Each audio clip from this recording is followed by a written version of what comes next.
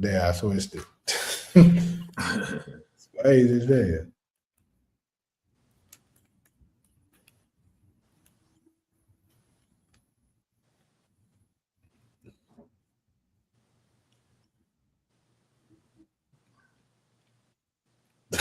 I forgot about that thing right there. Holly, what's good? All right, we about to get started in like the next minute, people. Nephew, I see you, nephew. What it do? Ghosting just tapped in. Shout out to Champagne.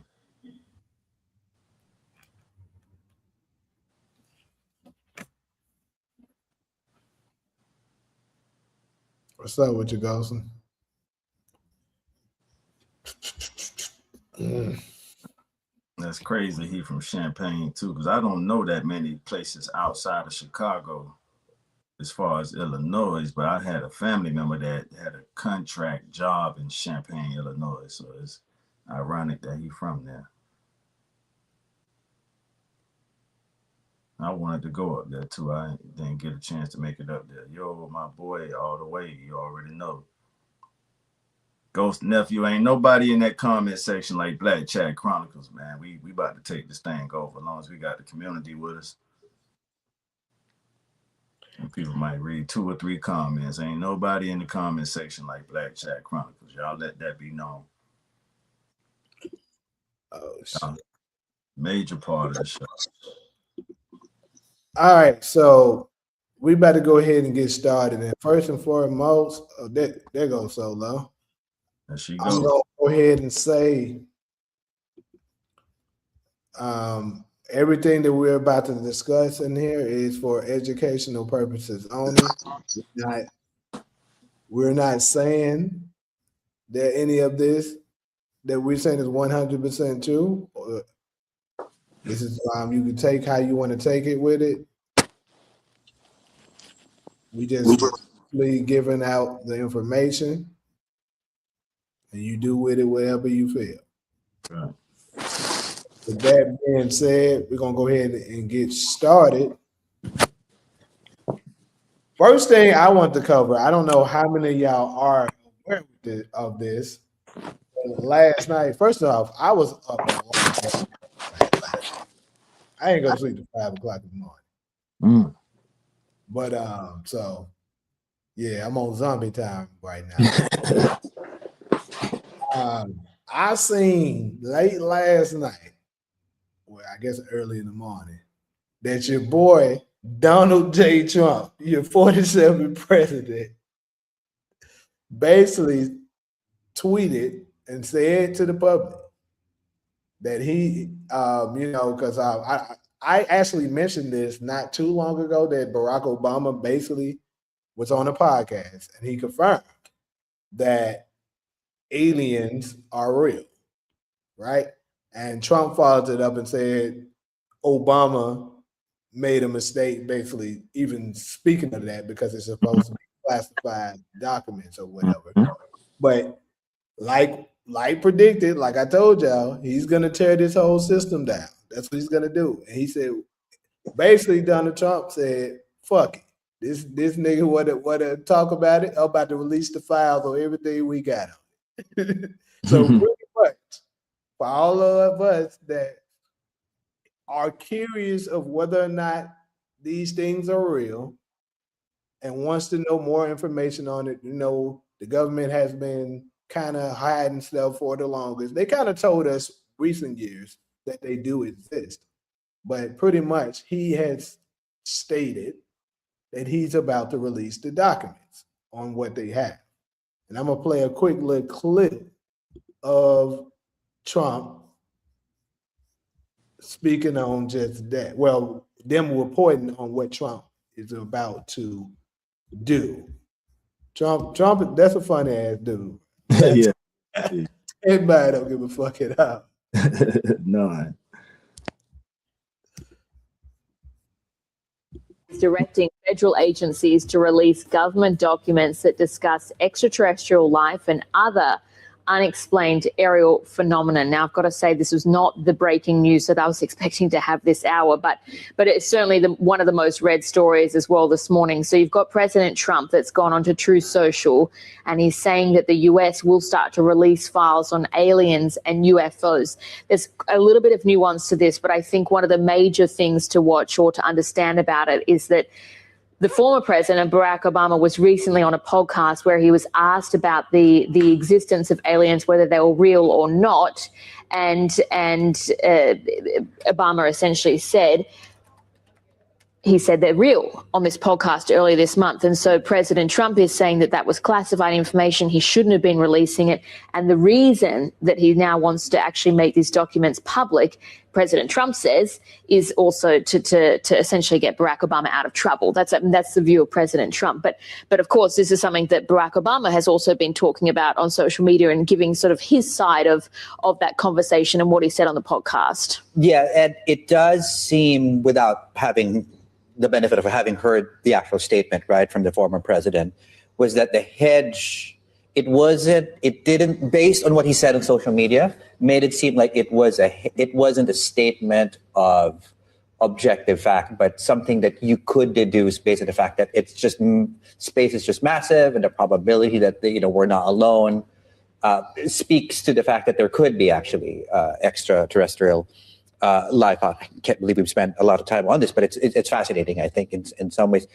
Maybe just one last thing. I think we have 45 seconds before the break, and we can talk about AI later, so just the stock check, we can do that later. When you think about aliens, right, people immediately go to things that look like us, intelligent alien life, right, where it could be on underneath the surface of Europa, which is a moon of Jupiter. There's a massive ocean of water there, and we could actually find some life. It doesn't need to be intelligent life, but I guess we'll find out if they release the files. Gotcha. Could it be out there? Okay. So that's pretty much what Trump had to say. Well, the report on what Trump is doing with these aliens and stuff. And I found it very interesting that he just said, fuck it, I'm gonna do this shit. And just release it. And you're not doing it to get Obama out of trouble. Stop lying. Right. That's first out. Right. I'm glad you said that. Yeah. But I did find it very interesting. Now I wanted to know what do y'all have on this? What y'all think of it? Well, he's right about it. It is above top secret, and that's how we was taught too, that this type of information is not top secret. It's above top secret. And I get that from one of your Memphis OGs, brother Rashard. I'm gonna shout that brother out. That's my go-to guy when it comes to this topic. And when something is above top secret, the presidents are on like a need to know basis, because remember, they come and go. So the deep state, the administrative state, they know what's going on, and only if it's on a need to know basis do they inform the president.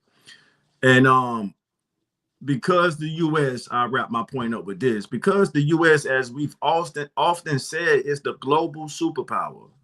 The United States is the world police. For the longest time, they didn't want the world to know that it was a superior power out there. See, since everybody pulling the curtains back, I feel comfortable speaking on it now. I wouldn't have said this before because I'm not trying to have no federal agents coming to shut me up. But since everybody talking about it, that's what it was. They didn't want the world to know that it was a superior power to them. And shout out to them Navy pilots. I spoke on this before. I wrap my point up after this. They kept seeing, they would be out there doing their drills. There was some U.S. Navy pilots that would be out there doing their drills, not even the Air Force pilot, Navy pilots.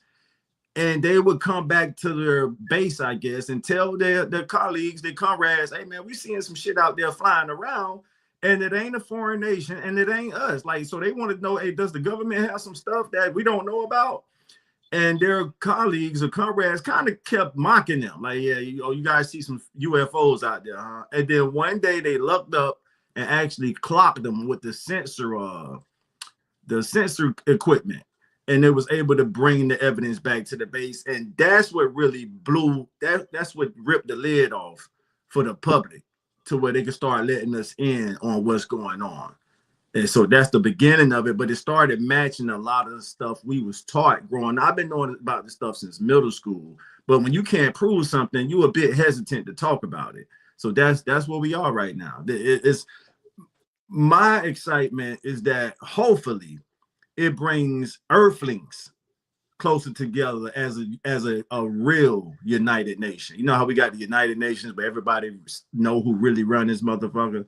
So hopefully this will really bring us together as United Nations, as Earthlings, to prepare for whatever the case may be, whether they're opposition aliens or aliens that's actually trying to enlighten us to help us evolve in this world. That's it. All right, Solo, what you got on this? I mean, I don't have an opinion. I guess my only thing I would say is that, you know, we've heard about it being aliens and stuff, right? And I don't think that that's something that we can rule out, given that so many people who work for what I would consider to be the deep state have said that they exist.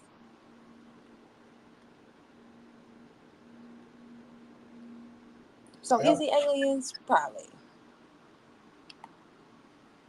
Okay, so what sparked my interest, Todd, I know you talked about this a couple of times, basically with the what year was that when they the mothership appeared here in California? That was 1942. Thanks for bringing that up. 1942 was called the Battle of Los Angeles. A real event. The Battle of Los Angeles. And they tried to cover it up. I get all this information from Brother Rashad. Shout out that brother going ham on this. So, and they tried to cover it up. What's the name of that movie, Jamie? The Battle of, it's a movie called Battle LA.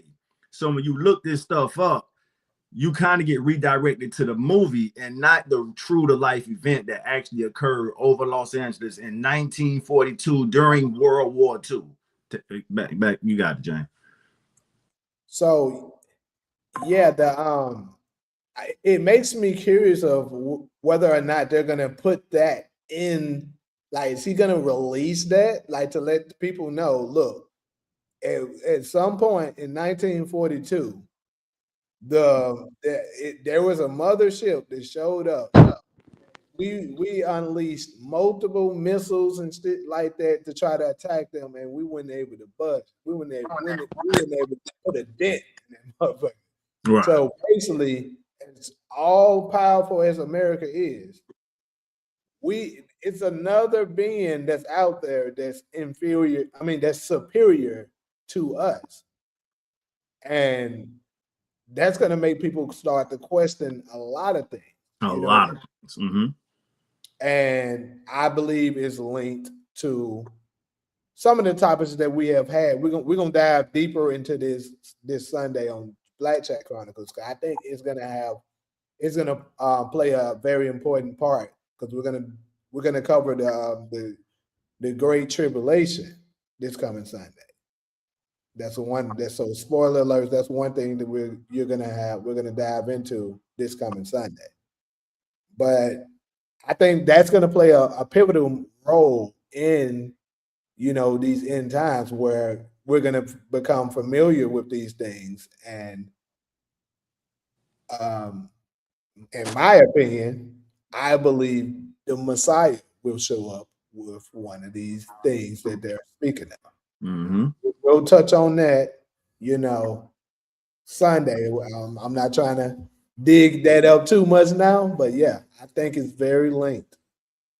And it's just crazy that how we've been talking about this, because we kind of been talking about this stuff for like maybe the past 2 weeks.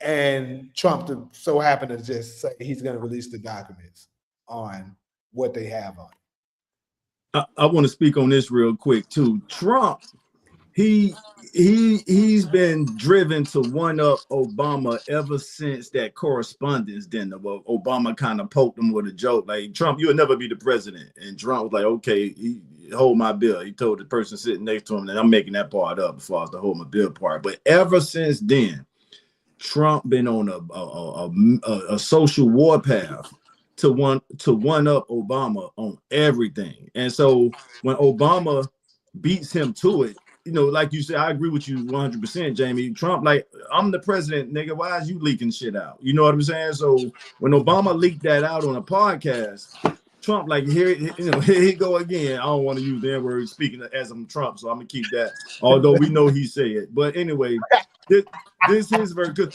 Remember, he put up that post talking about not that N-word, the other N-word. He was talking about the nuclear. So Trump savvy as hell. But anyway, that's his thing. And whenever Obama does something, he's driven to one up Obama. And for the people, it benefits us. I'm glad it happened. I'm glad Obama said what he said, and I'm glad Trump is clapping back because the people get the information. Now the masses we get to read the information and be our own judges. Trump need to release the Epstein files. He already did that.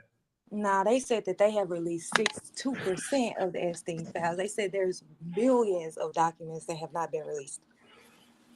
So I heard that they said he's telling them to release the final ones as well. Mm-hmm. And apparently within the last of it is super safe. His attorney general just said that it's closed. We gave y'all everything we got when we know it's not. And the attorney general, that's Pam Bundy, right? Pam Bundy, yeah. I saw a headline this morning with Candace. I didn't click it, but the clickbait said she woke up feeling like Pam Bundy this morning. That's Candace's headline. Ah, that's funny. Yeah. Let me shout out Nephew real quick. Nephew, I see you, and I want to check out some more of your music too, man. You know I'm an old head when it comes to that hip hop stuff, but I want to check out some more of your music if you still listening to us. And I see DV say, do y'all think that these aliens are these clones? No, they're not clones or drones, bro. That is arrogant for humanity to think, as big as this universe is, we're the only living species in the whole universe. Them things are real.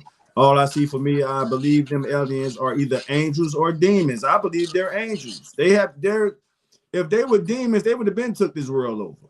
Like, why would a demon be patient? Angels, they are angels. But again, because the U.S. don't want nobody, moving them out the way, they gonna run them off. The U.S. military forces pretty much run them things off every time they come in our atmosphere. They'll send some U.S. And they say them things so fast, them things just mirror whatever the U.S. Military comes at them with. And they travel at light speed. So you talking about a 6-year-old kid interacting with a 6-month-old baby. But that's it.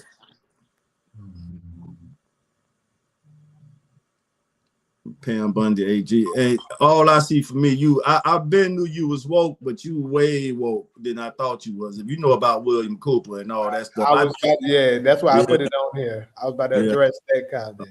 A lot of us don't know about that dude, but that Alex Jones. Horse. Go ahead. Yeah, that book. That was a big topic back in the late 90s and somewhat the early 2000s, but he kind of went off the map. But I'm back quiet, y'all. Y'all got it. So who is the pale horse, people? The one that, they speak about that in Revelation. The pale horse that everywhere it go, destruction came upon it. Yeah. We know that sound like somebody some people we know. It fit the description of a human race group. Yeah. Kenny in the house. We got nephew, Mr. Franchise, Ghosting. Oh, we got both of my nephews in the house today. Where we at with it? So yeah, man, I'm excited, bro. I've been knowing about this stuff since middle school. And back to what you were saying, Jamie, that ever since 1942, I mean, it's documented. The military had to come back and report what happened. Man, we shot 1,400 rounds at this thing and it didn't budge. And they went and arrested the only man. This man deserves his credit right now. Whether you like him or not, that's really not important. So I don't like to ask everybody to turn their feelings off, because I know once you mention the name, people start their emotions start thinking about other stuff. It was only one man in 1942 that was teaching about these space planes, and his name is the Most Honorable Elijah Muhammad. Whether you like him or not, that's a documented fact. Nobody. So when this happened in 1942, less than 6 months later, by executive order, President FDR, Franklin Delano Roosevelt, had him arrested and confiscated all of his teachings about the mother plane and the baby wheels that come out of the mother plane, but it's under control, not influence. Now, remember, we were talking about influence and control. The mother plane controls the baby wheels. You know what I mean? So they arrested him because he was the only. They was laughing at him at first. These niggas over there teaching about spaceships and UFOs, and and then when that happened in World War II, he was the only guy for them to go pick up to find out, hey, what are these things? And they told him, we know it's real. We've seen it. We just can't get to it. So who's the aggressor? Who's the angel? Who's the demon? If they're the ones, yeah, you got it, John. So just for clarification, to put it out there, who taught Elijah Muhammad? It was a Arab from Saudi Arabia. Remember back in these days, so this is the 30s. So some Arabs can pass for white. Remember, in our culture, there's a such thing called passing, where you're so light that people think you're white. The way the nation teach it is that was God in person in disguise. He knew he can get through the American system as a pale guy from Saudi Arabia. When he got here in 1930, this is, I think, after Marcus Garvey and all them, he started teaching Elijah Muhammad for 3.5 years. Thanks for asking that question, Jamie, because I want us to observe this from a historical, academic observation, not a religious, emotional observation. So he taught Elijah Muhammad for 4 years. And one of the things he taught him about was the mother plane and the baby wheels. And before he disappeared from America, he showed Elijah Muhammad the mother plane in the sky. You could take it or leave it alone. It's up to you. We're not trying to force you to believe nothing. I'm saying that to anybody listening. Educational purposes, people. Yes. So he showed it to him, and he gave him all the knowledge, not all the knowledge. He gave him the knowledge he needed to teach about it. This is in the 1930s. Just think about the condition of our people in the 1930s for a black man to be teaching about a mother plane spaceship that released, baby space planes. So, but he was courageous, and because of seeing is believing, right? So when he saw it, like, man, I see it. I'm looking at it with the naked eye, not even with a telescope. And he started teaching the stuff this guy from Saudi Arabia taught him. Now, our brothers and the sisters in the nation, they honor this guy as God as person. The far as I go is the Most Honorable Elijah Muhammad. And I'm grateful that this guy taught a Georgia-born black man with a 3rd grade education. That's what I'm proud of. That a black man, a child of slaves, raised in South Georgia, not Atlanta, racist ass South Georgia, grew up, moved to Detroit, met this Saudi Arabian guy who taught him about this stuff. And since we're talking about the aliens, let me just focus on the mother plane. He taught him about this in the 30s. And then Elijah Muhammad started teaching his students about it. Malcolm chose to skip over it. So when Malcolm arrives in the 50s, Malcolm gets out of prison in the mid-50s, we got to give Malcolm credit. The nation went from 4 to 5 temples to temples all across the country. I don't care how y'all think or feel about Malcolm or what happened between him and Elijah Muhammad. Malcolm deserves his credit for expanding the nation. It went from 4 temples to 50. That's how charismatic he was as a teacher. I know I'm slightly getting off topic, but I'll rest my case there. What y'all think about the movie Hidden Figures? I mean, honestly, I never seen it. Jamie. That movie good. Jamie, if you didn't have two older brothers, I look at you like a little brother, but since you got two older brothers, you the homie, bro. You gotta see that movie because I know you kind of hard on our women, and I am too. But it shows the mathematical genius of our women. So when you watch Hidden Figures, it's about Black women in NASA. I ain't gonna spoil the whole movie for you. I mean, I'm aware of what it's about. All right. I'm aware of that. But I just haven't touched it. It's worth your time, bro. I'll leave it there. You had 3 Black. Taraji played one. I can't remember the other sister name because she got the Oscar. Janelle Monáe. Thank you. Yeah, I definitely remember. I can't remember what's the third. What's the she the one got the Oscar. She did good. She a famous actor. What's her name with the big eyes? I'm sorry. I hope she don't see this, but I can't. I know, right? They should take our Black heart for that. Especially what is her name? She play on a lot of movies. It's Janelle Monáe. What's another movie she played? She played in The Help. She got the Oscar for The Help. Yes, The Help. The maid on The Help. Right. But so Jamie, those 3, they pretty much solved the problems for NASA using their intelligence and maybe some spiritual wisdom, and they was able to help NASA connect the dots about going to the moon. That's what the movie about. I see somebody. Let me see what Spencer, right? Stephen Harris say far. Okay, Stephen Harris know a little something. Elijah Muhammad became an early follower in the 1930s, adopting far anti-white separatist ideology, considered him to be the son of Mary. Yeah, what's her name? Octavia Spencer. Thanks, DV. Thanks, DV. Right on. I watched it in high school in my senior year English class in 2022. Shout out to Nephew Ghost. Go ahead, Jane. Jamie, real quick, if you don't mind. So the guy you was asking about who taught Elijah Muhammad, his name was Master Fard. So Stephen Harris said Fard teachings on Black pride and independence formed the foundation of what Elijah Muhammad later built into a national organization. Well said, brother. Thank you.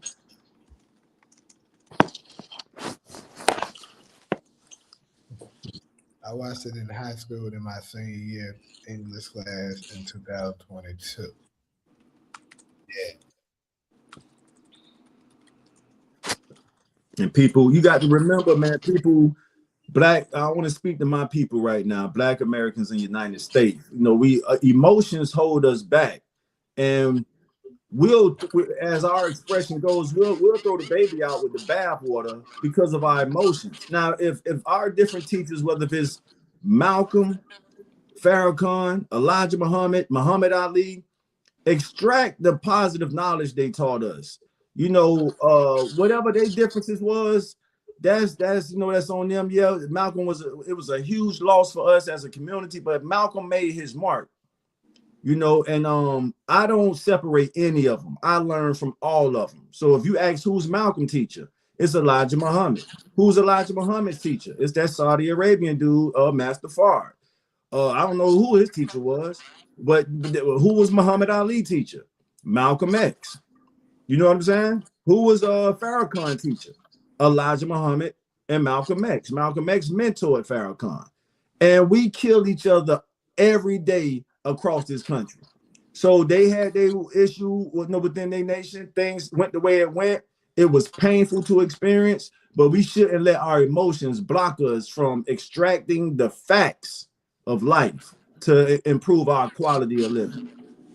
And I'll say that, I'll add to that. What I've learned is that when Black people are attempting to work together, we don't have to agree on everything.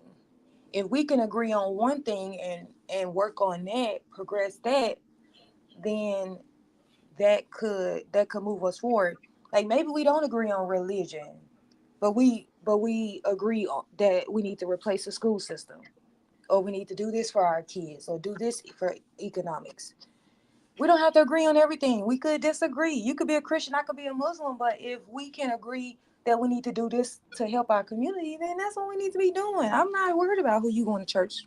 That's right. Real. That's real. I don't think that's what it's like. If you're not a Christian, then I can't even hang around with you. If you're not a Muslim, I can't even hang around. We can't even be cool. We can't even work together for nothing. And I think that's what's holding us back. Yeah, that's definitely killing us. I never understood that. DeMarcus, again, I'm aware of the Tuskegee Airman, but I haven't seen the movie.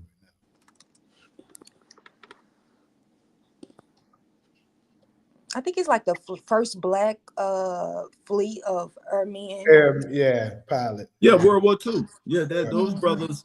That's why our role within this country is so powerful. We fought in every war. Shout out to the Caribbean Every immigrants. major war, we was very. Yeah. And our Caribbean immigrants and African immigrants just need to simply understand that, cut out the gaslighting. That shit ain't gonna get y'all nowhere. Accept the facts of who are the native Black Americans, who are the FBAs, foundational Black. Before y'all wanted to come here, our ancestors was on this land, building this country. We built this motherfucker. And all we asking you to do is to wipe your feet on the rug when you come to our house. In the Bible, it says Jesus went to the house of Israel. A nation is a house. When you hear the word house, that's synonymous with nation. So when you come to our nation, you're walking in our house. This is we built this motherfucker. Y'all didn't want to come until after 1965. And I'm saying this with love in my heart. So all that gaslighting y'all trying to do, the psyop and the usurp our position, that shit ain't gonna happen. It's 50 million of us. It's 7 million of y'all. Just respect our house. That's all we asking y'all to do, or the universe gonna deal with you. God bless you. Yo, Trump gonna deal with your ass. Why you think we stand the hell out the way of the ICE raid deportation? Maybe that's the universe dealing with y'all ass through Trump. It is. And let me tell you something. Another sport alert. That's going to be another major topic for Sunday, because I want to make it crystal clear for the people. A lot of people have asked me this once I bring it up. How Trump doing something to benefit us? So I'm gonna make sure this Sunday I line it all up for y'all, so we can have a great discussion on the things that he's going to do in tearing down the system and how that's going to benefit us. Because Black people ask that a lot. Yeah. All right, so I'm gonna go ahead and move on to the next one. We're gonna go ahead and talk about this protest.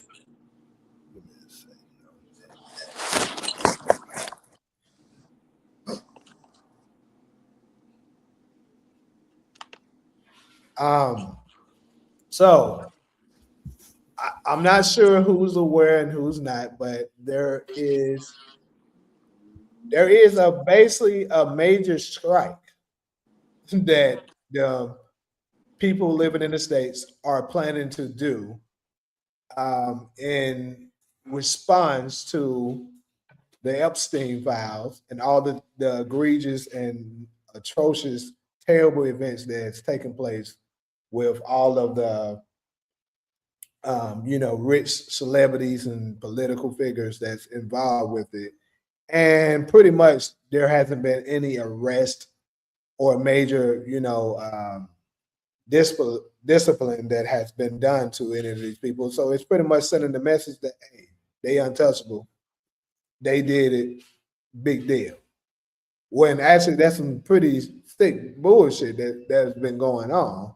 So some people came together and said, on March the 7th, we are going to protest, basically go on strike to not go to work or buy anything that's happened, move the American economy on the day of March 7th, to let them know this shit is not okay and something needs to be done about it. So I'm gonna share a video of a brother that kind of sharing his his opinion on how the strike is going to be done, and we'll come back and I'll just react to it.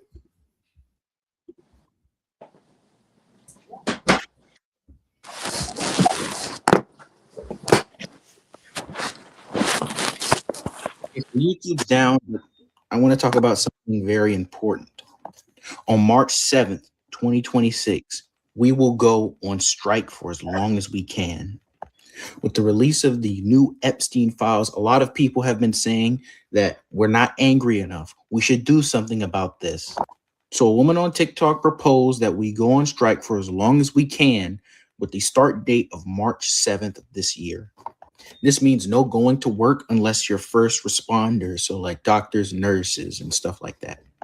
This also means no taking vacation spots, no bars, no eating out or anything like that, and no paying taxes. Mind you, this strike doesn't last for one day, however. We're going to be doing this for as long as it takes. To get things done in this capitalist system, we have to hit them where it hurts, their money. I'll see if I can find the TikToker who first proposed this thing. I want to make it known that we are tired of this. The American people as a whole are tired of this whole charade. We're tired of being left in the dark about all these deplorable things that these people in power are doing. Please, everyone watching this video, spread this around, share this with your family, your friends, everyone. We need as much people with this as possible. Hopefully this video doesn't flop because YouTube is, bull crapping. Okay, so YouTube's down, but I want to talk about something very important. Okay, so on March 7th, 2026. That's what he had to say on it about the strike. I want to get you guys' opinion on it because this isn't the first time that I've seen someone propose something similar to this. I've seen Young Pharaoh years ago propose something like this. Obviously, it wasn't successful, but at the same time, nothing like this was going on. Like, it's some pretty messed up shit that happened up in those Epstein files. So, what are y'all opinions on this? What do you think of it? Do you think you're going to be a participant of it? Things in that nature. Yeah, I'm already a living participant of it. This ain't really heavy. It's just I'm about to share, and some may view this as me exposing our financial system, which I think is one of the most brilliant ideas in government history. So the U.S. in 1913 pulled the dollar off. Solo, if you know about this, jump in whenever you're ready. They pulled the U.S. currency off the gold standard. And they make a long story short, if they pulled it off, so if our dollar is no longer backed by gold or some type of natural resources, I'm choosing my words carefully, then oil, right. Like, we got oil under U.S. soil. I know I used to rap back in my 20s, but I didn't mean to make that rhyme. But we got oil under U.S. soil, and we keep it, from what I know, we just keep it as reserves. So it don't even really count as a natural resource. Our dollar was pulled off the gold standard in 1913 off the coast of Georgia. So what is our dollar? What empowers our dollar? I'll ask that as a question to see if anybody knows. I might have said it before, but I'm not going to wait too long. I'll go ahead and give y'all the answers to the test. So if we pulled our U.S. currency off the gold standard in 1913, and we don't tie it to the oil under U.S. soil, we don't tie it to any of our natural resources, what gives the U.S. currency its value? War. That's a good answer. That's not the precise. That's the good answer, Solo. And I'll go ahead and give y'all the. So and the reason why I say war is because anytime you try to move away from the U.S. dollar, that's the next thing that's going to happen is great war. point. Which is what happened with Venezuela. That's what I was talking about. Okay.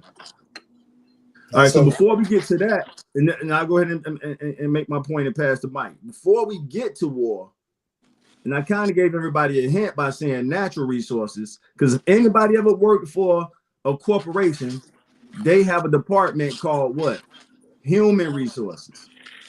So human resources is the value behind the US dollar. It's I should our have said. labor.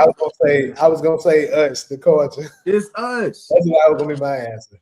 You should have said it, bro. It's us. So the US dollar. Why do you think these motherfuckers are so tricky happy to tell you to get a job? Get a job. Get it because your labor power. To me, y'all welcome to disagree, but that's a brilliant idea. They're basically saying our dollar is going to be as valuable as hard as our citizens work. So to that video you just played, to me it seems like a lot of US citizens are waking up to that reality. And I just want us to know, as US citizens, I don't think there's nothing wrong with that idea. It's just that most of us are ignorant to what backs the dollar. It's our labor. So that, to me, if I started the country, I would probably use the same concept because it motivates the people to work hard if you really love your country. Like, hey, you want your country to be a superpower, we're gonna work hard to make it a superpower. And that I'm gonna close with a scripture, Psalms 127, verse 2. We could do verse 1 and 2. It basically says, I'm paraphrasing. It basically says, if you're not working for the Lord, you're working in vain. So it's saying you could wake up before sunrise and you could work until the sun, after the sun set. If you're not working for the Lord, you're working in vain. So I want us to think about that. And whatever you're trying to pursue, you know what I'm saying? Make sure the Most High Lord thy God is attached to it. That's it. Solo, what you got on this? I think that I mean, I get the concept, but it's not gonna work if I get it and I appreciate it. Maybe it's gonna work, maybe it's not. I think that it's gonna be hard to do because they got us living paycheck to paycheck. So a lot of people can't afford to miss a day of work. A lot of people can't afford to take 2 weeks off, 3 weeks off. And so if you're not getting a check, a lot of us are renting. How are you going to pay your rent? Are you going to get put up? A lot of us don't have savings. So I am a little nervous about that because, I mean, we're looking at potentially increasing the homelessness rate if we're not going to work and we're not making money. So, and I don't think that that's going to force, I don't think that's going to force the United States to do anything. I think that potentially they're just going to replace you if you don't come to work because somebody will be willing to do this work. It's a lot of work. It's a lot of people out of jobs right now. Somebody's going to be willing to do this work. I think that there's other things that we can do that, like, for example, I always throw it in the air and say that one thing that Americans could do is to exempt themselves from paying taxes. Say like I'm not paying taxes, I'll exempt myself, and then you figure out a way later on how to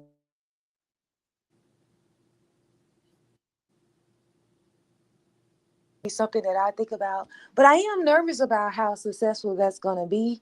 I think it's a good idea, but you're telling people not to go to work, and then if they aren't working, they're not eating, and they can potentially get put out of their homes, lose their cars. And so if we do that, I understand like on a population level, if we all did it, it would work.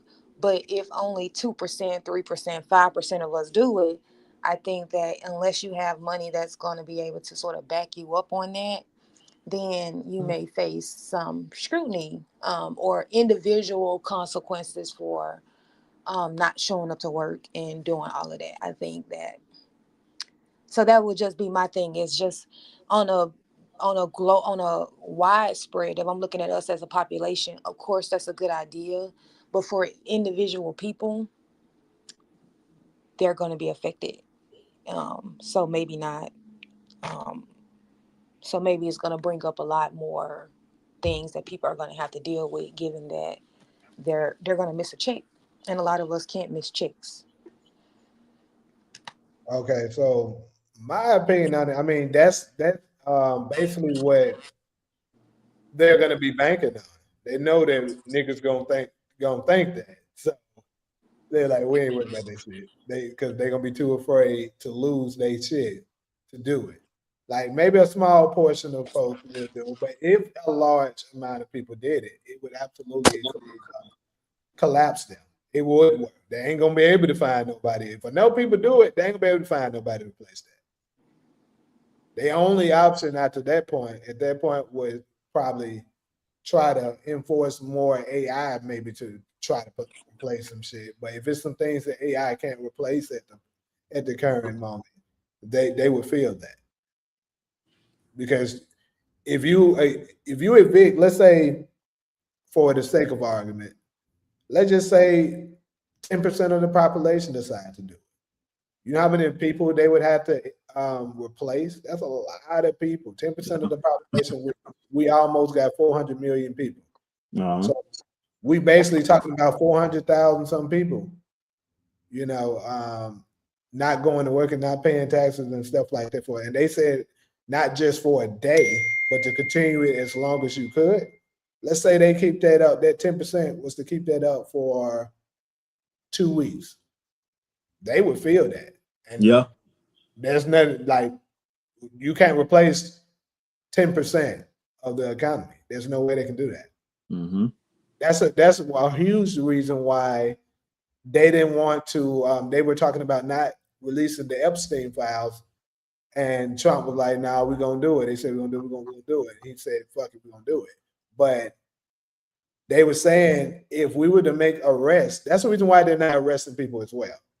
Because think about this. Look at who's all in it. 90-some% of these people are very rich and powerful people that's in those files. If they were to arrest, let's say they go ahead and arrest all, and first off, I'm letting y'all know I am not justifying none of this shit. I think the glass should be arrested. Just putting it out. But I'm just saying, if they were to do this, and keep in mind, look at how rich and powerful these people are. They're 90-some% of the economy. If you were to arrest all of them, that would be essentially season a huge chunk of the American economy. We would collapse and go into depression like that because it's too much money that's not moving no more. Because think about it, when those people are arrested, they seize their assets. So that's the reason why they're not doing anything. DeMarcus, to answer your question, shout out to DeMarcus with super chat. He said, "I would love to hear y'all opinion on this. Do y'all feel that the Montgomery GI bill and post 9/11 bill are a form of reparations?" So the Montgomery thing, that's more so for veterans. I mean, that's good for them, but I don't see how that help the rest of the people that aren't veterans. So I mean, I don't think this is a form of reparation. That's Yeah, not same here. I agree. but Yeah. When you have a blueprint for something, it ain't rocket science, y'all. The U.S. have done it before. Multiple. It's a whole list out there where you can go down a list. So it's not like the blueprint don't exist. They just don't want to do. They don't care to do it. yeah. And then there was something else. Oh yeah. So here's what's missing from the protest. The upper middle class and the lower high class may need to financially lock arms to help people, because what they're telling working class people not to go to work. And to Solo's point, if you're a single parent, I won't even say mother, if you're a single parent, some single fathers out there too. If you're a single parent on the working class level, what's working class? What, maybe 30,000 or less, whatever it is, and you asking them not to go to work, and they're already behind in their rent. That's not fair. So what's missing from the protest is, hey, and we're putting together some group funds for the people that's below a certain tax income tax, that you guys, if you could, the longer you can sustain, the more we'll do our best to look out for you, even if it means you coming to work for us or you whatever. So it just can't be, hey, y'all don't go to work and you got people already behind and they rent 2 months, you know, they need to feed their children, you know. So it put your money where your mouth is. You don't want people to go to work, what's the compensation? Who else gonna compensate them for not going to work? So that would The be rich people, right. So And they that's don't where I all was these going to go. celebrities, all these, they That's don't want to all do these it. They're celebrities not that got going to all come. this money. Right, and they don't want to do it, Solo. So they'll rather just use they'll rather use their influence to influence us not to go to work, but they ain't gonna say, "Well, I got your rent for this month.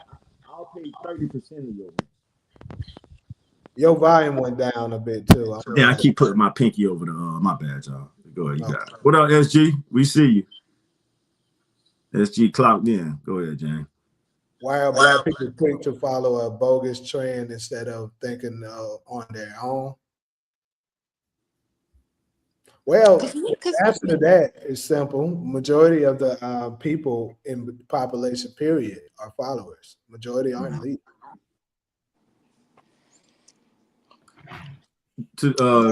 I was waiting on Solo, but since y'all quiet, I'm gonna respond to DV real quick. UAN TV and Taj, if y'all were in a major movie, would y'all miss work for a couple of weeks because of this strike? DV, I don't know if you know or not. I'm a SAG-AFTRA member. I participated in the 2023 strike, and that's exactly what we did. We all walked off the movie sets to get respect from the movie studios. So I could say yes to that. And I can say yes from experience of actually turning down work. But again, here's the thing. When we turned down that work, the EDD kicked in. The EDD is the the unemployment stuff. Our unemployment kicked in. Other sorts, so many people. I mean, shout out to World Harvest on Venice and Arlington. They allowed us to come get free groceries when we was on strike in 2023. Connecting that back to the point I just made a few breaths ago. People who can afford it have to step up. And that's what happened during our strike. You had restaurants saying, hey, actors and writers, you guys come eat free at our restaurant. Just show your actors card and you can eat free for lunch. Man, it was places in Beverly Hills, all over LA, offering us resources because It was housing and shit too. They had a lot of shit going on. Yeah. I missed the last part, Jamie. The who? Oh, I was just saying it was housing too. Like they had like rent assistance and yeah. So that's what's missing from this social protest. The video you just played. I will give the unions a benefit of that. So the unions went to collecting all the resources from around town, and they will put the information out there. Hey, if you guys need groceries, go here. If you guys need this, go there. If you need a haircut, go here. I got a free oil change. I shout out Honda of North Hollywood. I wasn't driving a Honda at the time, but that's who was offering the oil change. And I drove to Honda of North Hollywood, and they gave my car a free oil change during the strike. So it would take that type of level up for it to really, really work. And I can say that from experience of witnessing it happen when people went on strike. Go ahead. So, you was about to say something? yeah, I was gonna say something to the previous question about why black people quick to follow a bogus trend instead of thinking on their own. I mean, the first thing I would probably have to do is remove the word bogus. But I will say that I think the issue with black people is that a lot of us don't want to make sacrifices. We don't want to change nothing about our day-to-day life to get to the next end. You niggas don't even want to give money, and that takes zero time. I'm just saying, y'all don't even want to give money, and that's nothing, right? We spend. I'm gonna say black women. We spending $30 on some lashes, $300 on a wig. Mm-hmm. So like, you know what I mean? It's like, so. I mean, I just feel like we don't want to make sacrifices. All we want to do is stunt on each other, and it's easy to. I wouldn't say that I would just pick up on a trend. I didn't even pick up on the Target trend. Like when we was boycotting Target, I didn't understand why Target was the one getting all the smoke when all the rest of these companies are just the same. You know the reason why Target was getting the smoke? You got it, Jan. I was just about to jump into it, but you got it. Because the Target, I mean, this basically what it is. If you're not leaning liberal mindset, you the target. Right. So let me hit another target real quick. Target is also one of the first corporations that adhered to what Trump policies was put. Now, so Trump said get rid of the DEI programs. Target was one of the first corporations to do that, and that's why they got the backlash. You support Trump, you the enemy. In any But kind of this- way, no matter how it's done, you can be supporting Trump that says that the slavery was wrong. If Trump said it, the Democrats gonna go against it and be like, well, slavery wasn't that bad. Hey, and then let's say Walmart bagged Trump on that. Yeah, that shit was fucked up. Well, the Democrats are done. The Democrats are Go fried chicken. Walmart. That's Yeah. how it is, bro. But just to answer the solo question, Walmart didn't get rid of their DEI programs. Target did. That was the main reason they caught the backlash. Target actually made. Go ahead, Solo. I was just gonna add, but the issue is that the reason why I disagree with the Target, I disagree with any backlash any company gets from removing their DEIs, because what you're asking me as a company, if I have my company, I run Target. Trump says it's illegal to have DEI. You want me to go through litigation, spend millions of dollars fighting DEI, essentially in litigation for years defending DEI?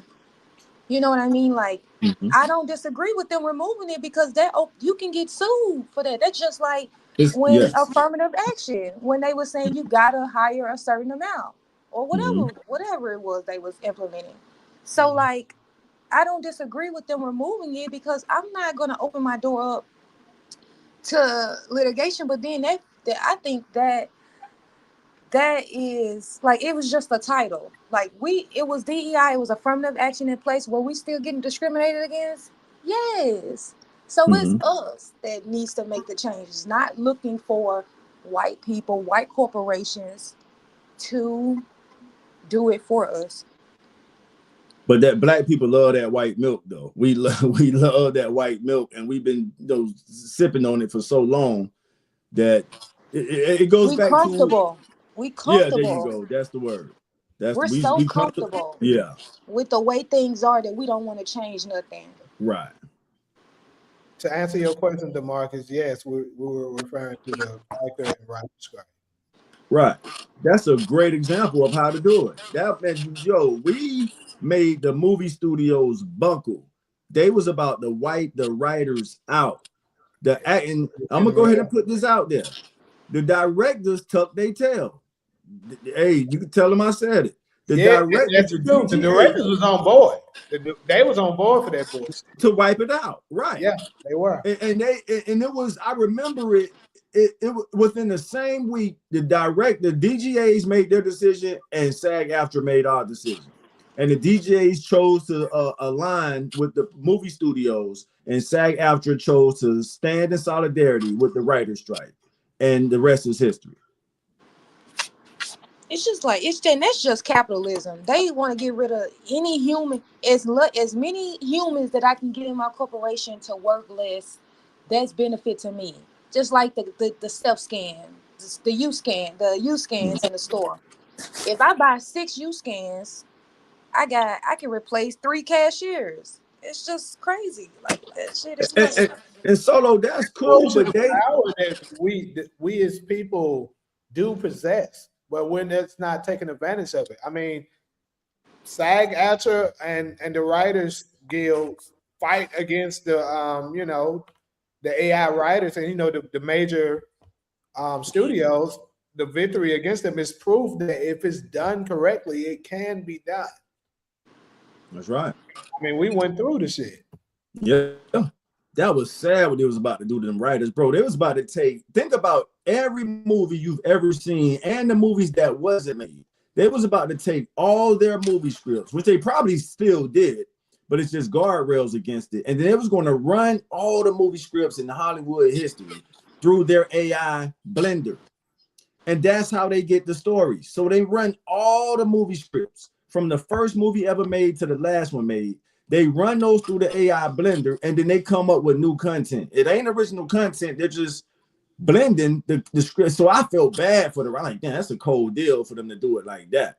And it wasn't offering no type of dividends, residuals, or royalties to the writers. So to your point, Jamie, yeah, it took for, and when the actors saw that, the actors on this, Jamie, you can speak on this stronger than me. I'm I'm a hip hop kid that reinvented myself into the actors world. But the actors like, yo, we can't act without the script. So why wouldn't we stand with the writers? And on top of that, bro, my stance on it was I don't experiment it with the AI writers and stuff like that just to see what all the hype and stuff was. And it can only do so well on certain stuff. With it having the lack of emotions and stuff like that, changes things. So and yeah, bro, it was just crazy. My thought process on it was like for us to work as hard as we've been working for in this industry and just to get wiped out and tell you, hey, you're not needed no more. Because I'm a writer as well. So both sides tell you you're not needed anymore. We're gonna just have the AI write all that shit. Like, bro, that's some crazy shit. Niggas Y'all said y'all like AI. Y'all said so I'm glad AI is the future. you couldn't have said that at a better time, Solo. So let me share like a real. AI.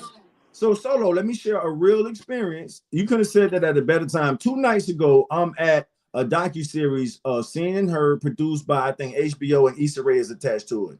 I'm in line waiting to get in, and I'm talking to this brother who's a writer, and I'm like, yo, man, I produce one movie scene at a time. I'm producing off a paycheck budget. You know, I don't have as much money as I had in the pandemic. So long story short, the dude was kind of standing there like I needed him. And it got to the point where I straight up had to tell, I said, hey, bro, I can go to AI to get my scripts. I just prefer to work with a person. So, you know, and I saw it humbled him. Because he ended up coming back around like, hey, bro, what's the website again? Yeah, TajHollywood.com, bro. And I had to look him dead and they're like, bro, I can.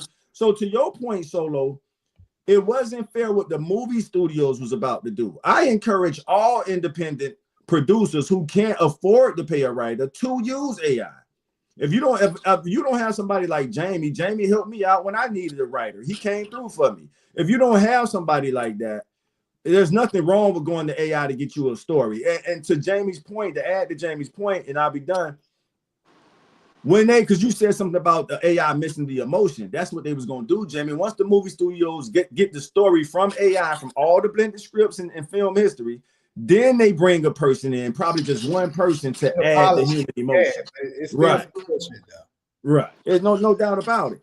But no, Solo, I think AI could retire all of us. I stand on that. The problem gonna be, and this is where the working class has to stand together. They gonna try to finesse us out of that shit too. They know AI can retire. That's the main line to make. I gotta go check on something else in a few minutes, but I'll make this last point. They know AI can retire, not replace us. I don't even want to use the word replace. AI can retire the U.S. workforce this year, but they will have to pay us the dividends, residuals, and royalties for doing so, and they're going to try to trick us out of that. So we need to be focused on that part. It's called UBI, Universal Basic Income, where everybody is pretty much retired. If you want to use if you want to call it government assistance, so be it. That's what the government's supposed to do: protect their people, make sure their people have access to flourish, and we will be living. Everybody will have their version of UBI, and if you want to experience a larger lifestyle, you will have to figure a stream of income out to sponsor or pay for that lifestyle. That's what we're approaching. Oh, DeMarcus, I'm pretty sure none of us watched the show, so I don't know how we would know if AI wrote season 6. Yeah, I don't think Lena Waithe was a part of that Seen and Heard thing. She produced, I think, wrote that, so I don't think she used AI for the shot. AI was still kind of like off the radar around that time when they came out with the shot. Nephew, don't forget to send your music link. I think Nephew then logged in and logged out. I don't even see him no more because he was the Mr. Franchise guy. But go ahead, James. That's pretty much all I got on this March 7th, strike going on. If y'all ain't got nothing else to add to it, I'm gonna go ahead and move on to Trump and this war on Iran. All right. And I'll let you and Solo carry that in a few minutes. I'm gonna go ahead and take one for the team. Do that for both of us while you and Solo chopping up the Iran part. I got like a few more minutes. Go ahead. All right. So actually, I wasn't this aware of this. Solo actually told me about this last night. That basically Trump gave Iran 10 days to basically come up with a negotiation, a deal in regards to what they're going to do with Israel situation or whatever, or basically he was saying it's going to be consequences. And I pretty much got a clip of what he said to share to the viewers really fast to put y'all up to speed for those of y'all that might not be aware.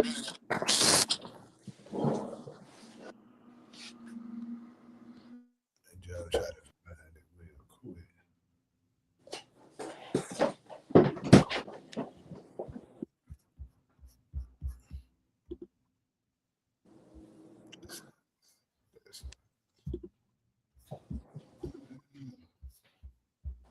Okay, so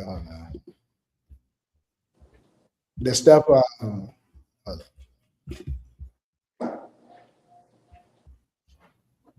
While I'm finding this, Solo, if you want to.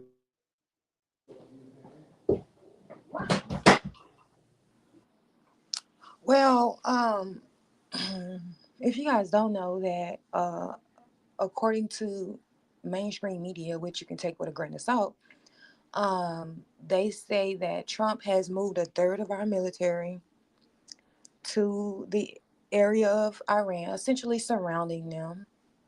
And they've been engaging in what they call indirect negotiations with Iran, essentially telling them to agree on their terms. And their terms is essentially give up any nuclear capabilities. That includes the lower grade that people usually use for other things like hospitals, things like that. And they definitely don't want them to have a nuclear weapon. They also want them to get rid of their long-range missiles that can reach Israel. So they're saying, Iran, we don't want you to have missiles that could attack Israel. So we want you to get rid of that. We also want you guys to get rid of, we want you guys to stop funding the Israel resistance. So all these groups in these different countries, like the Houthis, um, Hezbollah, what's the other one? Hamas. They want you to stop funding them. Now, Iran haven't came out and said that they're funding them, but that's the rumor. The rumor is that Iran is funding them. So Trump is saying, you guys need to agree to that, and then we can strike a deal. Iran is saying the only thing that I'm willing to agree to is that I'm not going to obtain enough nuclear capabilities to develop a nuclear weapon. Ultimately, the rumor is Trump just wants to get rid of their government. So let's just say that you run Iran. Let's just say somebody outside of the states came in and said, well, we don't want Trump to be the president of the United States no more. So we want you guys to put in a new president in your country. So what we're going to do is we're going to threaten your country with bombs and nuclear weapons and our military, or so you can get rid of your president. If you don't get rid of your president, we're going to bomb your country. So that's essentially what Trump is doing to Iran. And essentially what Trump wants, why Trump is doing this is because this is what Israel wants. And You went out.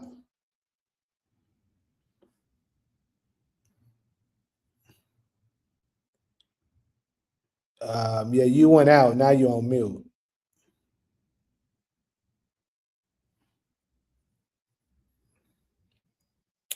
So I'm not exactly sure what happened with that, but maybe she got a call or something like that. But the last thing I heard her say was pretty much what he was doing is carrying out what Israel wants, and I definitely 100% agree. Like we all know, that's really what it's about. The states has backed Israel for the longest, and Trump is no different. I mean, a lot of his funding that he received when, running for the election, he pretty much received substantial amount of money from Israel. So therefore, he has to carry out a lot of what their plans are, and of course, they're enemies with Iran. So that's when he's like, he's painting the picture that they can't have any nuclear weapons and stuff like that because it could be dangerous, which somewhat could be true, but like we know, it's more so about Israel, Benjamin Netanyahu, whatever his name is, that little bad nigga, allegedly, is making moves. You know what I'm saying? So that's really what it's about. But yeah, so I'm gonna go ahead and share the video of what Trump had to say in regards to this thing going on with Israel. Good talks are being had. It's proven to be over the years not easy to make a meaningful deal with Iran. We have to make a meaningful deal. Otherwise, bad things happen. And we do have some work to do with Iran. They can't have a nuclear weapon. It's very simple. You can't have peace in the Middle East if they have a nuclear weapon. And they can't have a nuclear weapon. And they've been told that very strongly. And now is the time for Iran to join us on a path that will complete what we're doing. And if they join us, that'll be great. If they don't join us, that'll be great too. But it'll be a very different path. They cannot continue to threaten the stability of the entire region, and they must make a deal. Or if that doesn't happen, I maybe can understand. If it doesn't happen, it doesn't happen. But bad things will happen if it does.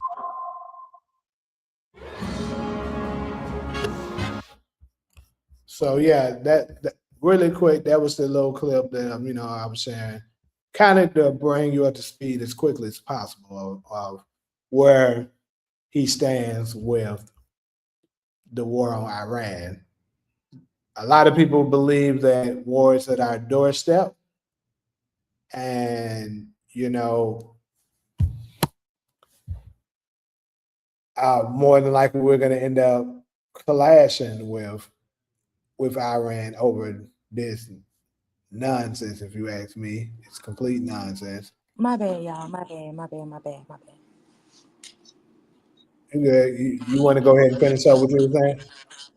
Oh, I think that was it. I think, where did I leave off at? Basically, I kind of filled in the dots of where I think you was gonna go with it, but you were saying that basically this is all about Israel beef with Iran. Oh yeah. That's true. Still true. And it is because the Iran isn't a threat to the United States. Iran is a threat to Israel because it's right there. Mm-hmm. Yeah. Although, like, go ahead. My bad. Go ahead. And I was just gonna say one last thing, and the other thing is that Israel doesn't want to have no one in their region that can defend them. Like now, Jamie, answer this question. If you had a country and you had a neighboring country that was sort of hostile to you, would you give up your defensive weapons to defend yourself? Absolutely. So that's what Israel is asking Iran to do. And Iran is like, you mean to tell me give up my defensive weapons so you can bomb me and I don't have a way to defend myself? And then Would this you is do the that? craziest part. The craziest part, to add more context to that, Israel has more than once broke their peace treaty. Like, they also doing they still bombing them, but Absolutely. they telling you you better not retaliate. What kind of shit? Mm-hmm. And you know what they say, that ceasefire with Gaza, they still bombing in Gaza. They still killing people in Gaza. They have broke that peace agreement 1,600 times. It's crazy. Like, they're like, stop helping these people that we're killing. Stop helping these people that we're bombing. Like, it's insane. I don't understand why they would. I don't know. I don't know. And that's kind of the excuses they were running during the time where this is when Biden was in office, and we were assisting Ukraine heavily on their war against Russia, because back in, I want to say this was the 70s. Like, don't quote me on the years, but basically Ukraine gave up their nuclear weapon and formed a peace treaty with America, that basically we would come to their aid if had they have any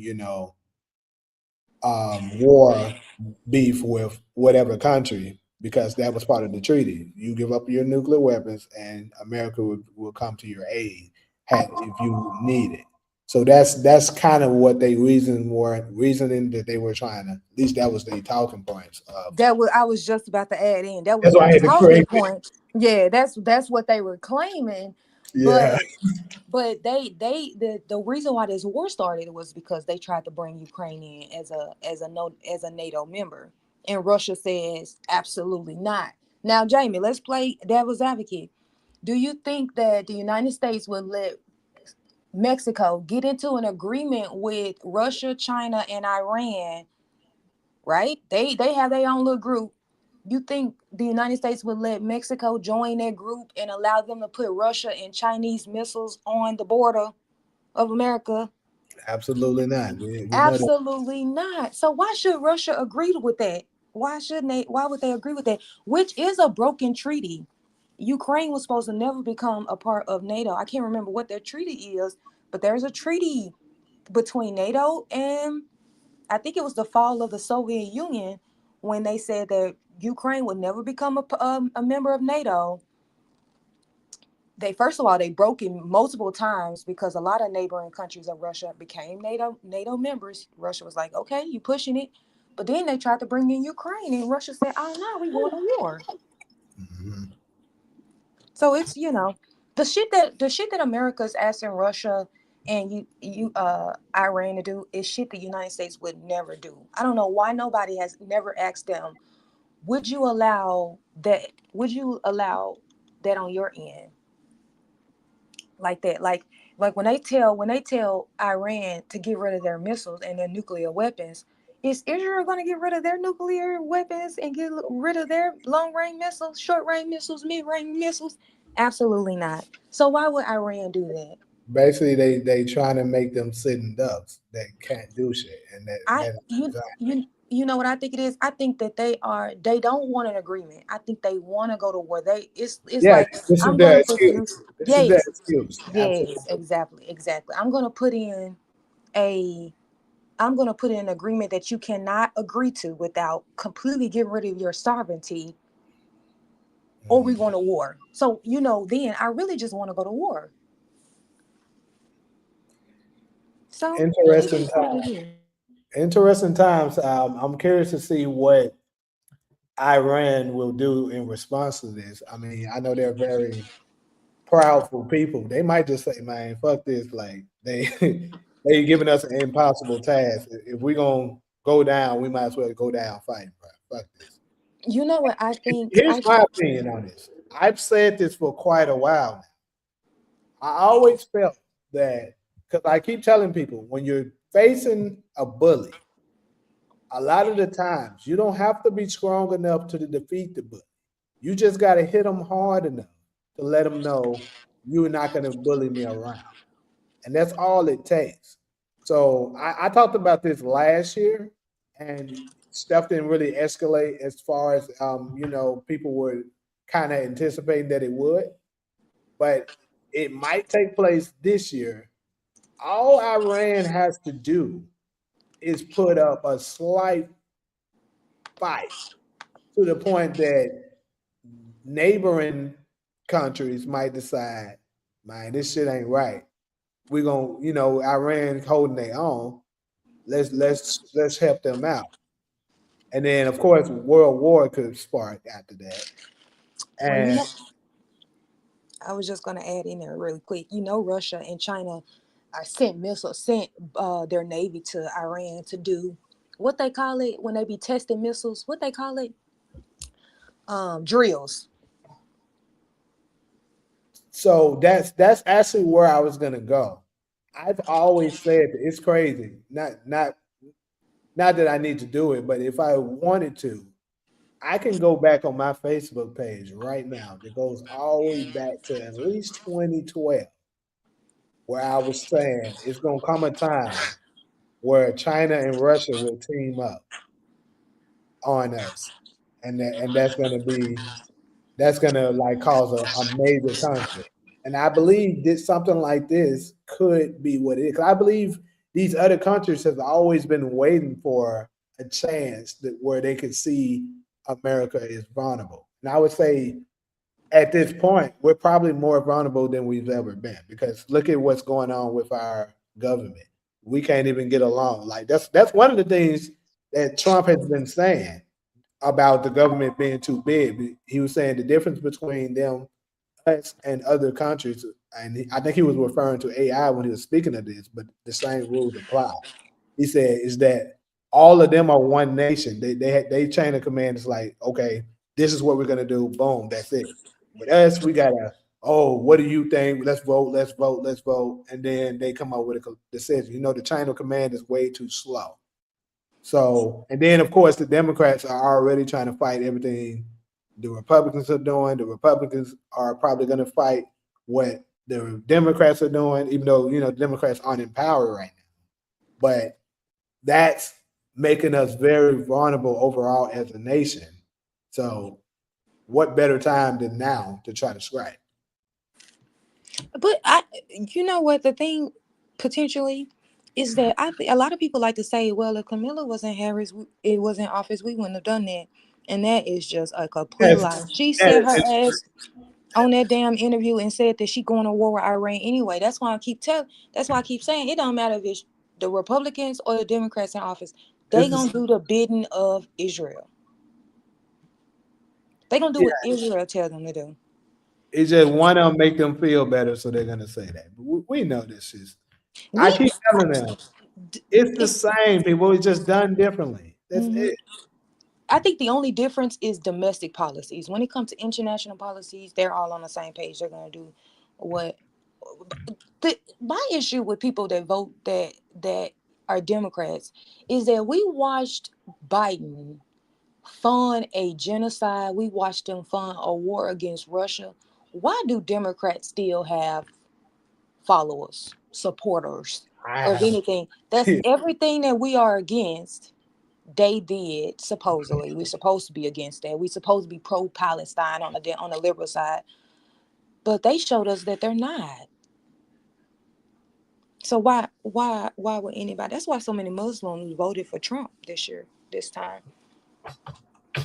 yeah, it's crazy. So working the election for the presidential election, what was it? Last year?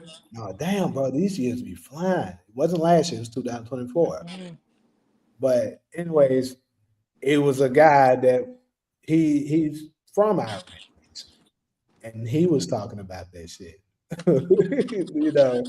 How basically they were he basically was saying he's not a fan of neither one, but if he got to choose, he going with Trump. So um, Trump people, tricked their ass though. Trump tricked their ass. Trump said that he was no war. He was gonna end all the wars. I'm still waiting on Trump to end a war. yeah, He didn't start it them. He Trump. It's been we 2 months in. Trump have essentially threatened 4 countries: Venezuela, Greenland, Iran, and Cuba. It's crazy. I think I think he bluffing on some of this shit. He's trying to use our flex power to force them to do it. Because here's the thing where I be telling folks behind closed doors with the Venezuela thing.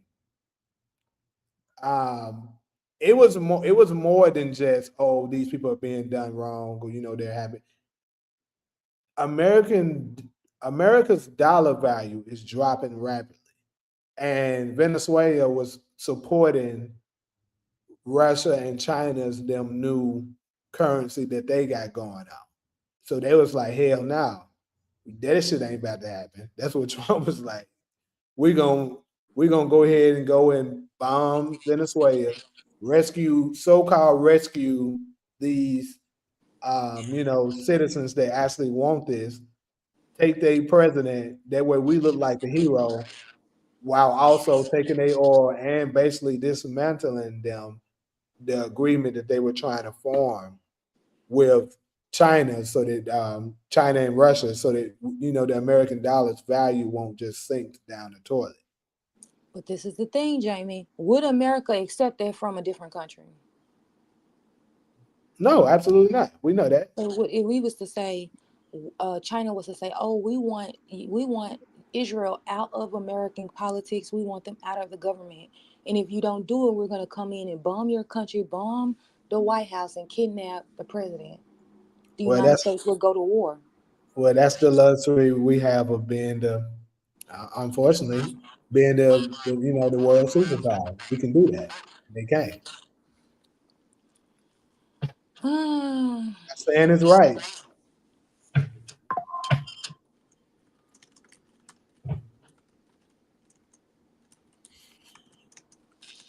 That's messed up.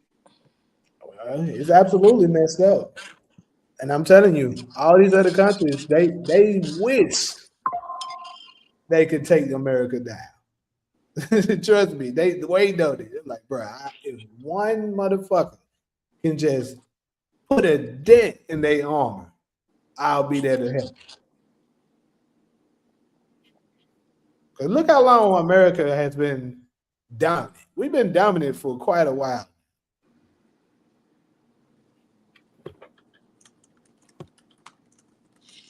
I agree.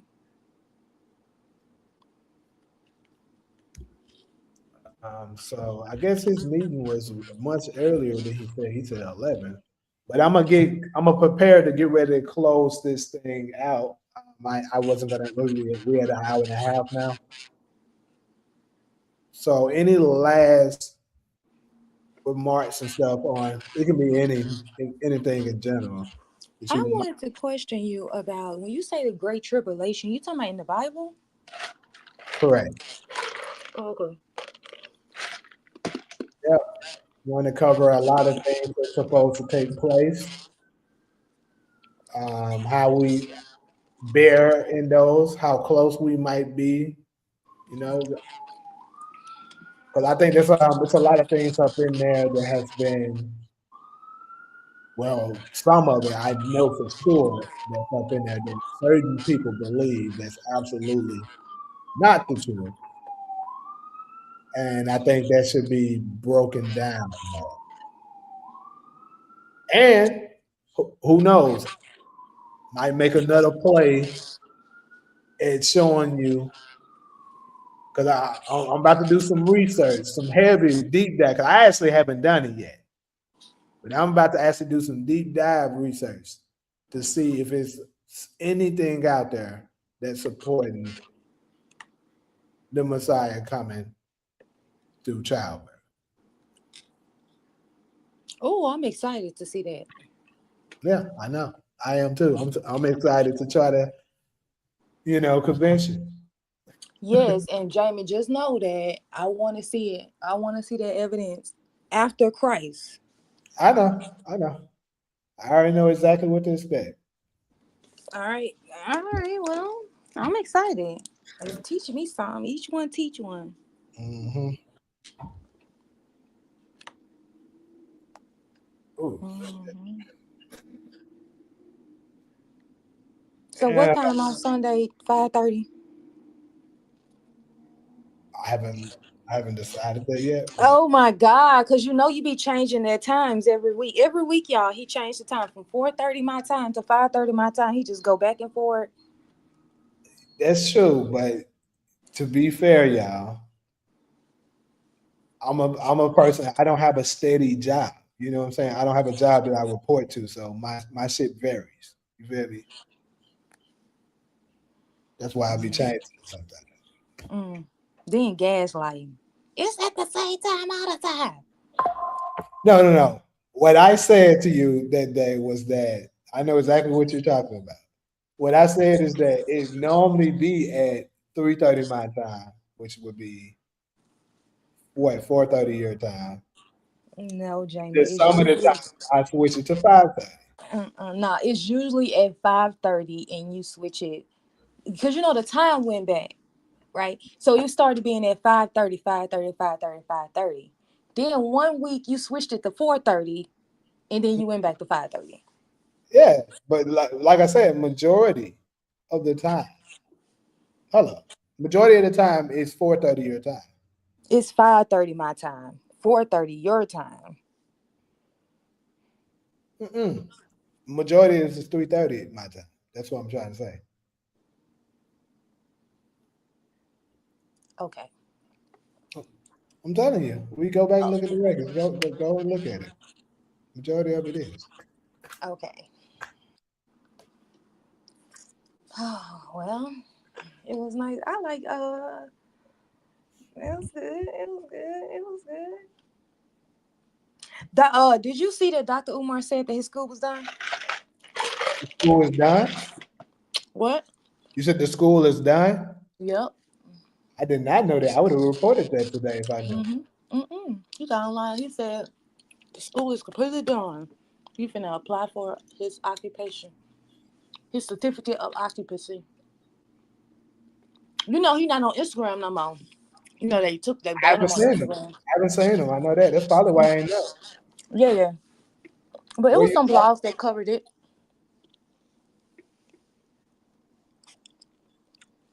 So you said who covered it? I'm sorry, I missed that. I said it was some blogs that covered it. Okay. I don't know what social media platform he may be on. I think he may be on Fanbase, but I don't think I got that. When I had Fanbase, I was following him on it, but I think I deleted that as an app. You But I said they think he on. deleted his Instagram?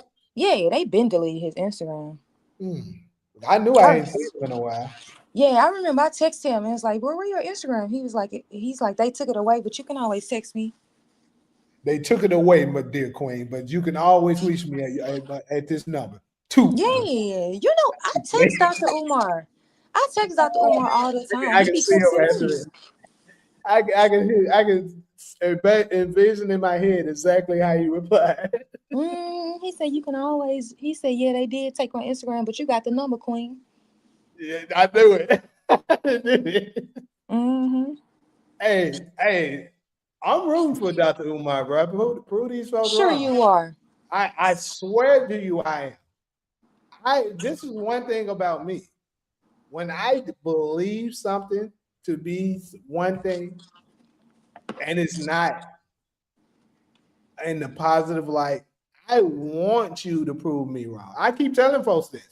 When I'm talking and having discussions with people, I'm not in the business of trying to speak my way to be right. I actually would love you to prove me wrong so that I can get an education.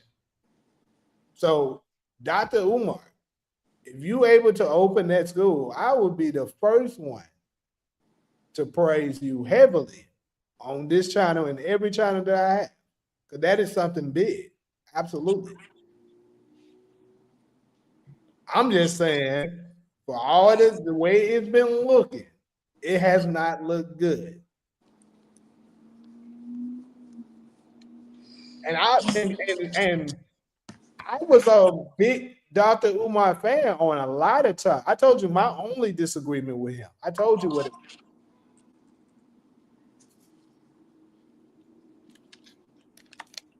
How he'd be able to break it down, telling people about, all these disorders and stuff like that with the children and stuff, how he'd be speaking to the parents, how to deal with them. I love that. Because I 100% agree with it. Putting all these kids on these medications and shit is not the answer. Just because they're telling them, oh, they're diagnosed, they got ADHD, or oh, they're autistic and stuff like that. I think a lot of our parents fold too quickly and give up on their children, saying, they need this special help and stuff like that. The doctor knows better. Let's just do this. And I always felt that, you know, that's the wrong way to go about it. I think autism is something that can, if you work hard enough with your child, they can, you know, they can still maneuver in the world very well. They just have a special way of doing it. You know, autism doesn't mean dumb. A lot of people tend to believe that it does. It does not. It's a lot of geniuses that were what you would, you know, label autistic. So, but when these doctors tell a lot of these parents that they'll tend to not go as hard on them. Oh, you know, it's okay. He don't have to, or she don't have to do that. You know, that she has that condition. He has that condition. You know, and you are basically empowering the miseducation of your child by doing that.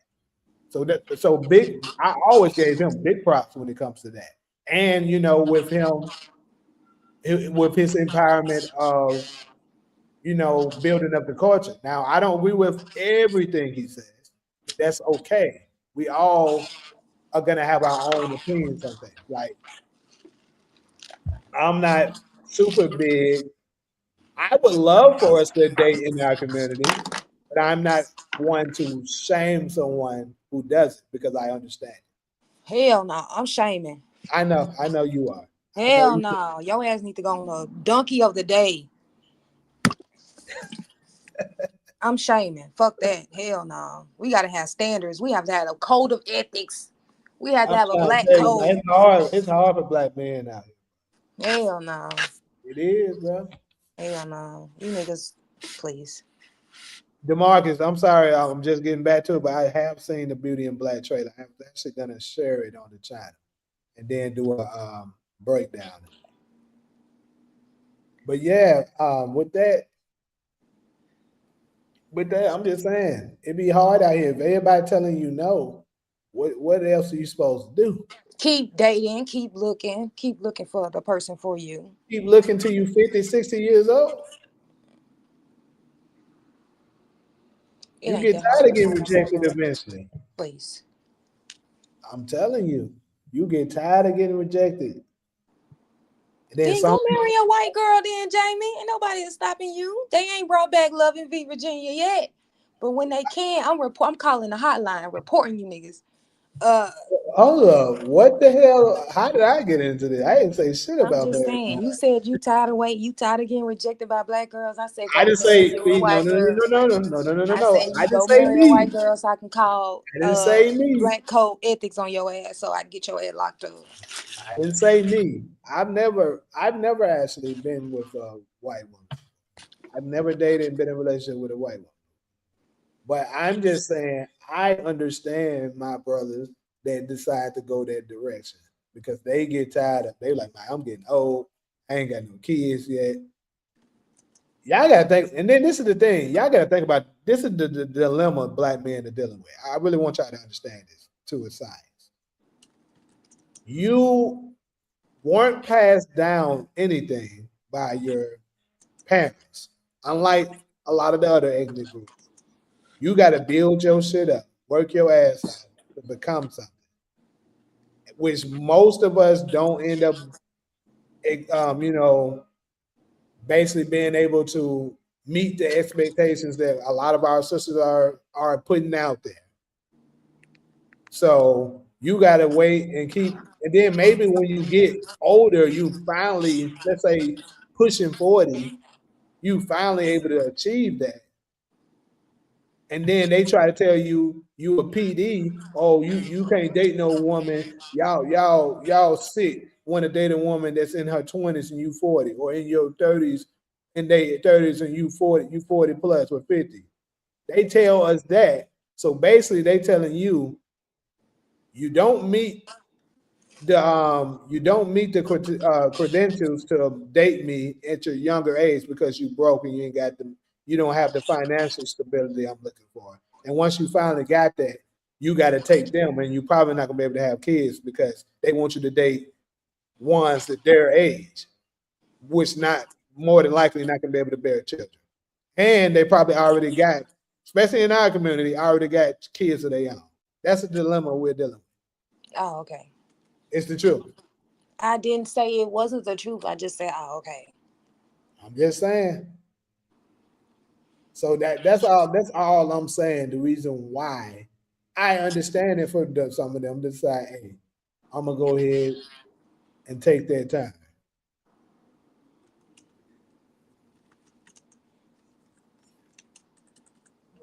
For me, I love the sisters. You know what I'm saying? Y'all get on my nerves. I love the sisters.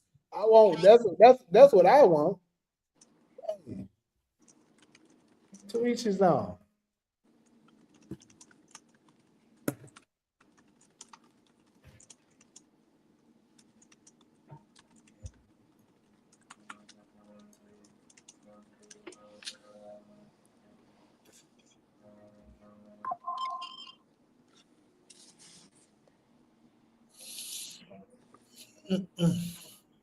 You about to close out? Yeah, probably. What you about? You about to just do your work? Yeah, I'm about to work. All right. Well, I'm gonna let you work, and I probably prepare me some stuff for later on tonight, and I'll catch you later for sure Sunday, if not Sunday. All right. Have a good day. All right, you too.